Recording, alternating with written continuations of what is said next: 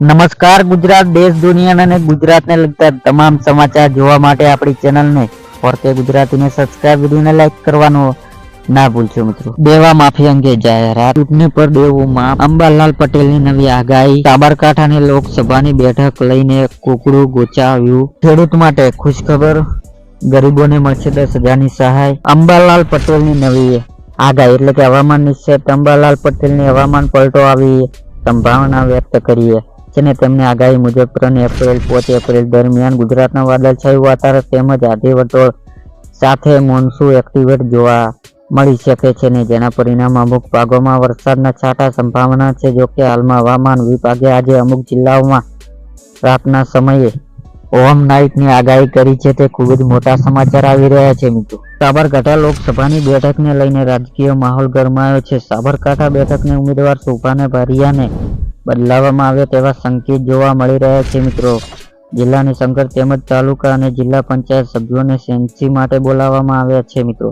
તે ખૂબ જ મોટા સમાચાર આવી રહ્યા છે। ચૂંટણી પર દેવા માફ થશે કે નહીં? જ્યારે આ વખત ગુજરાત રાજ્યમાં લોકસભાની ચૂંટણી યોજાશે જેને ધ્યાનમાં રાખીને રાજ્યમાં લોકસભાની ચૂંટણી પહેલા દેવા માફી અંગે નિર્ણય લેવામાં આવી શકે છે। જ્યારે મિત્રો તેલંગાની સરકાર ચૂંટણી પહેલા ખેડૂતોને 1 લાખ રૂપિયા સુધીની સંપૂર્ણ દેવા માફ કર્યા છે, જેને ધ્યાનમાં રાખીને ગુજરાતમાં પણ આ વર્ષ લોકસભાની ચૂંટણી પહેલા દેવા માફી અંગે જાહેરાત થઈ શકે છે। તે ખૂબ જ મોટા સમાચાર આવી રહ્યા છે। ખેડૂત માટે એક ખુશ ખબર એટલે કે CNBSએ આવજાણ સૂત્રો તરફ મળેલી જાણકારી અનુસાર PM કિસાનને લઈને સરકાર મોટી જાહેરાત કરી શકે છે અને ખેડૂતને મળનાર હપ્તો રકમ વધી શકે છે।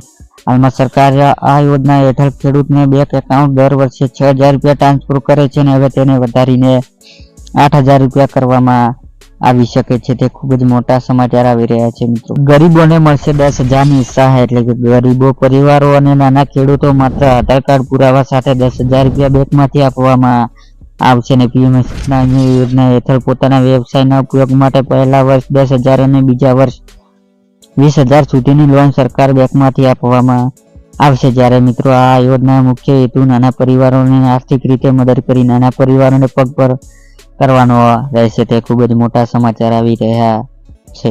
દેવા માફી અંગે જાહેરાત એટલે કે જ્યારે આ વખત ગુજરાત રાજ્યમાં લોકસભાની ચૂંટણી યોજાશે જેને ધ્યાનમાં રાખીને રાજ્ય સરકાર લોકસભાની ચૂંટણી પહેલા દેવા માફી અંગે નિર્ણય લેવામાં આવી શકે છે ને જ્યારે મિત્રો તેલંગાની સરકાર ચૂંટણી પહેલા ખેડૂતોને 1 લાખ રૂપિયા સુધીની સંપૂર્ણ દેવા માફ કર્યા છે, જેને ધ્યાનમાં રાખીને ગુજરાતમાં પણ આ વર્ષ લોકસભાની ચૂંટણી પહેલા દેવા માફી અંગે જાહેરાત થઈ શકે છે મિત્રો। તે ખૂબ જ મોટા સમાચાર આવી રહ્યા